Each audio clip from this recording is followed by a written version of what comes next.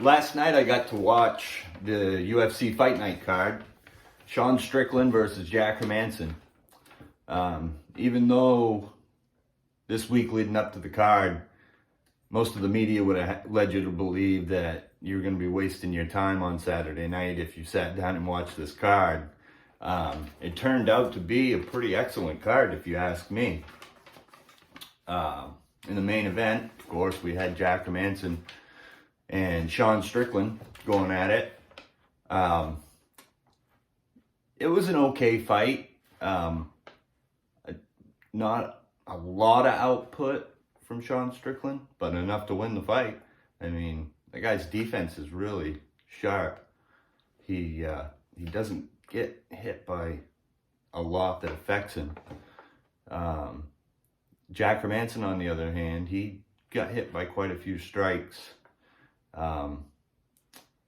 Strickland even said after the fight, that he is thinking more about the belt and doubling his paycheck at this point than he is going out and putting on a great performance and putting his foot on the floor and giving us a show. He did that for maybe the last 15 seconds, but either way, it was a good enough performance to get him a good win. He stuffed all of Hermansson's takedowns, so that was that. He thought if Hermansson could get him on the ground, that we might see Hermansson do real well, but if not, Strickland was probably going to win, and that's what happened. So we'll see where Strickland goes from here, and we'll see where Hermansson goes from here. They're both real talented. Strickland's calling for a title shot, but maybe he should see Vettori or, I don't know, Brunson or Cannonier, the winner of that fight. Might be a good option. But either way, he's right up there and probably the top 5 or 6 now. In the co-main, I heard some of the media saying this isn't a co-main event. Well, the fight before the main event is the co-main event. They're not all created equal, no, but it's the co-main event. If it's the fight before the main event, all the main events aren't created equal either. Next weekend we're seeing Adesanya and Whitaker. This weekend we saw Strickland and Hermansson. Those aren't even comparable to main events, but they're both main events. Come on. But anyway, Punahele Soriano and Nick Maximoff. It was pretty good. They both have real good gas tanks, is what I got from that fight. And Soriano, the first 2 rounds, he did a good job stifling the wrestling game of Maximoff, but he didn't do a good enough job. He did a good job stopping him with some of the takedowns, or not stopping the takedowns, but once he got him down, like stopping him from getting in a real advantageous position. But come the 3rd round, Maximoff was starting to take over.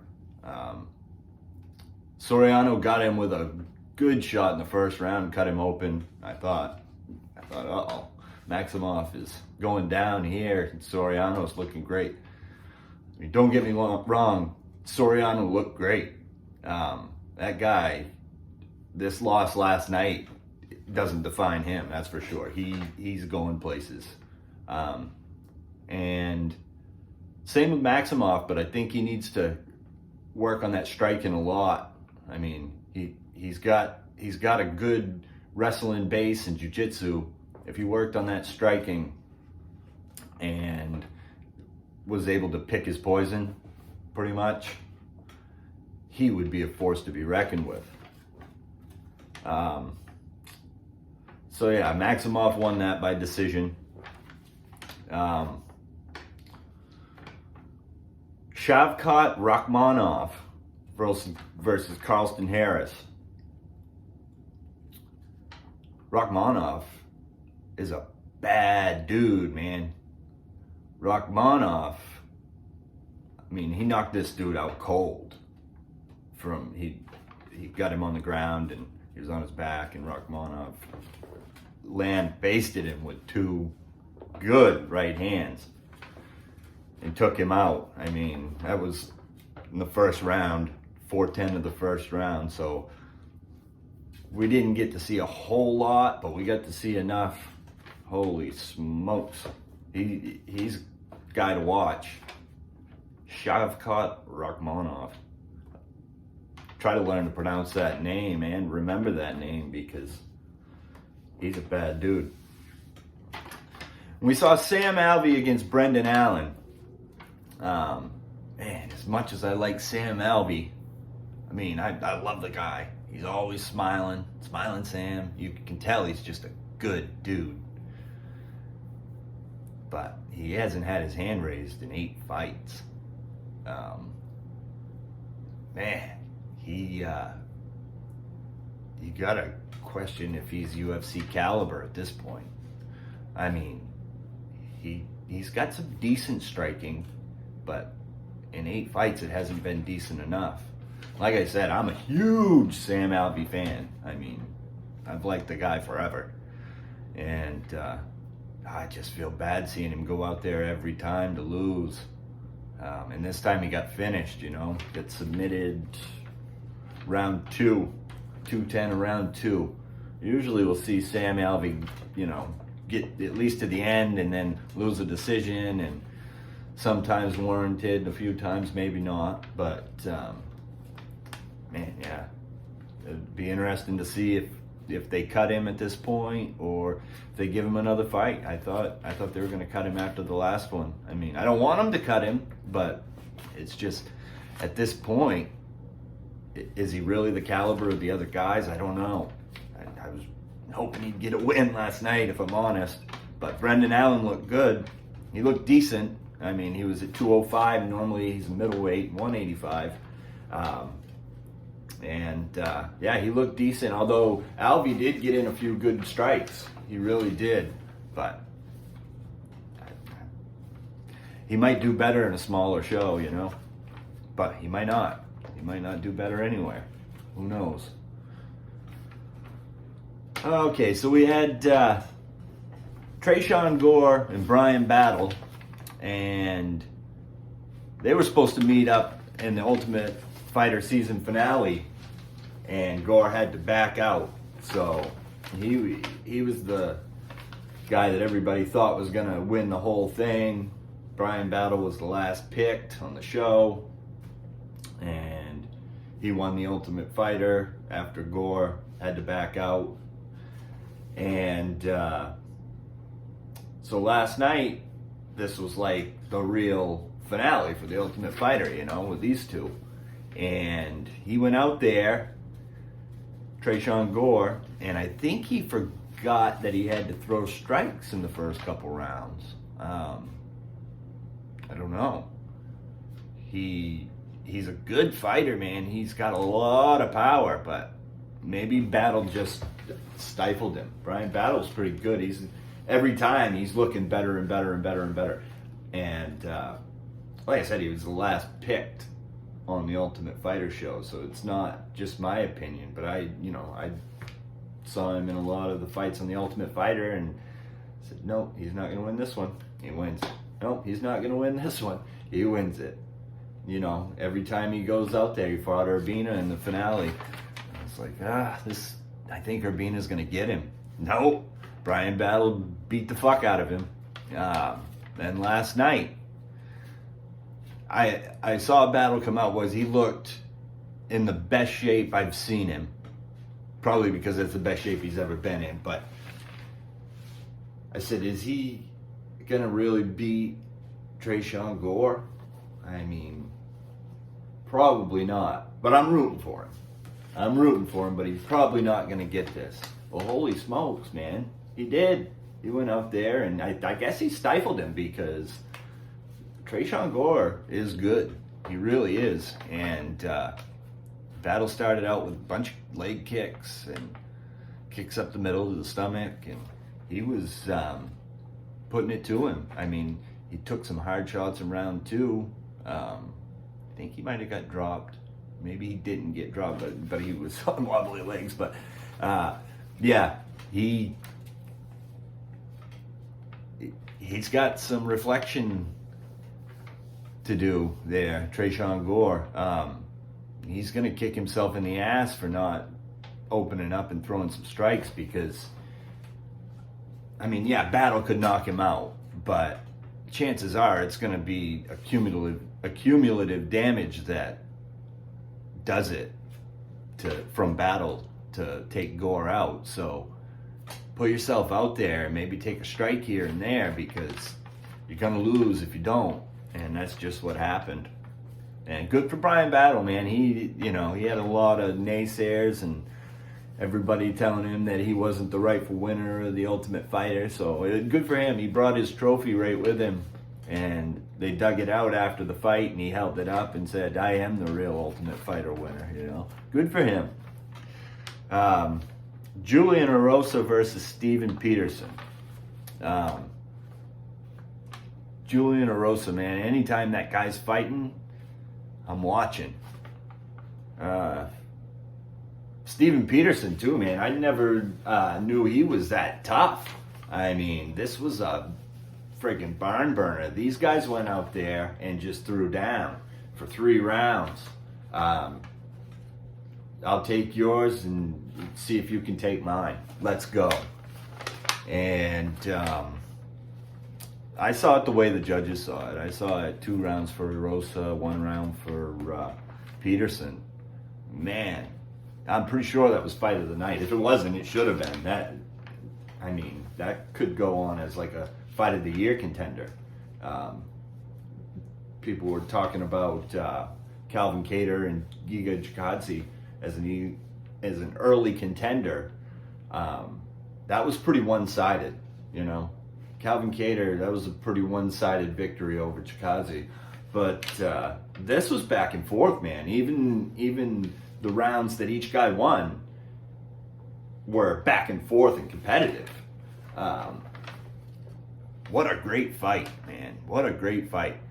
And I was listening to the commentary and Felder said that Peterson missed weight. I didn't realize that. But I feel like that was fight of the night. And Felder also said, just write out $100,000 for Erosa. I couldn't agree more. Give him 3 checks, man. Write him out 150. That guy is a friggin' warrior. And he's entertaining. And I'll watch him every time. And now he's on a pretty good win streak, I think. He's won 3 or 4 in a row. Yeah. Miles Johns versus John Castaneda. Pressure, man. Castaneda looked amazing. Submitted Miles Johns out at the beginning of round 3, minute and 38 in. Yeah, pressure in the first, pressure in the second. I mean, he took some shots. Castaneda took some shots. Castaneda. He took some shots, but not as many as Miles Johns took. And he just kept pushing him back until he wore him out and wore him down. And he won the fight. Hakeem Dawodu versus Mike Trizano. That was the 3rd round decision. Yeah, of course, it was the 3rd round. That was another one. It was pretty close, back and forth. Kind of lackluster, really. Dawodu had a little more pressure and squeaked it out. Yeah, not super exciting, but it's hard to be super exciting when you're following Chidi Njokuani and Marc-Andre Barriault fight. Holy shit. Talk about badassery. Chidi Njokuani, I mean, I'd like to talk about this fight for a few minutes, but it was only 16 seconds long. I mean, this guy's striking is badass. And before the fight, I was watching both of them and I'm like, Man, Marc-Andre Barrio looks like he is ready to go, man. He looks like he's freaking unstoppable. Just that expression on his face. He looked like he was ready to fight. And geez, he got freaking knocked out fast. Chidi Njokuani is good. And if his wrestling's up to par, he's going places. Alexis Davis versus Julia Stoliarenko. Alexis Davis won a decision. Both girls were pretty busted up in their face after the fight. Stoliarenko's got some pretty good jiu-jitsu and had Davis in some pretty bad spots. But the striking and top control of Davis really was the wrestling top control. Was the story of this fight. Jailton Almeida versus Danilo Marquez. And that was the first round KO for Almeida. His striking's pretty impressive. He's another guy that we'll want to keep our eye on. Jason Witt versus Philip Rowe. Philip Rowe with that reach, man, he's good. He's really, really good. Able to stop the takedown. Jason Witt's a real good fighter. He comes with a lot of pressure. But Phil Rowe, I think he's going to be another guy that we're talking about for a long time. And that could get right up there in the rankings, possibly even a champ. He's got long reach. So there's a round 2 knockout. Before he knocked him out, Jason Witt was looking really good. He probably won the first round and was on his way to winning the second. But yeah, Philip Rowe, man, he's good. Malcolm Gordon versus Dennis Bondar. Now, Gordon won this, and he was in a little bit of trouble early when Bondar got him down, but he used his jiu-jitsu and locked up an arm, and he says he felt a snap in his arm. But, you know, Bondar escaped, and they were wrestling around, and he posted on that arm that Gordon said that he heard or felt snap. And when he was posting on that arm, Gordon put a lot of pressure on him, and the arm did snap. I mean, dislocated, whatever you want to say. I think it dislocated at the elbow, but it was gross. It was freaking gross. Not, make you queasy to look at, you know? At least make me queasy to look at. I mean, not a Anderson Silva or a Chris Weidman break, but, you know, not like they broke their legs, but it was quite a dislocation. I mean, he was done immediately, and you could hear the scream when it broke, and, man, poor bastard. Hopefully he has a speedy recovery, and good on Malcolm Gordon, man. Good win for him. Opening up the prelim card and get out of there that quick, pretty much unscathed. It's good on him. So all in all, I thought that card was pretty action-packed.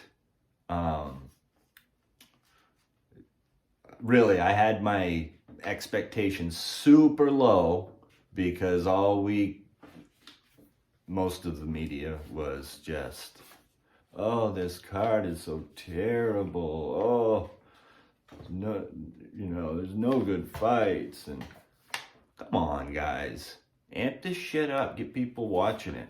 Don't do this. Isn't a co-main event.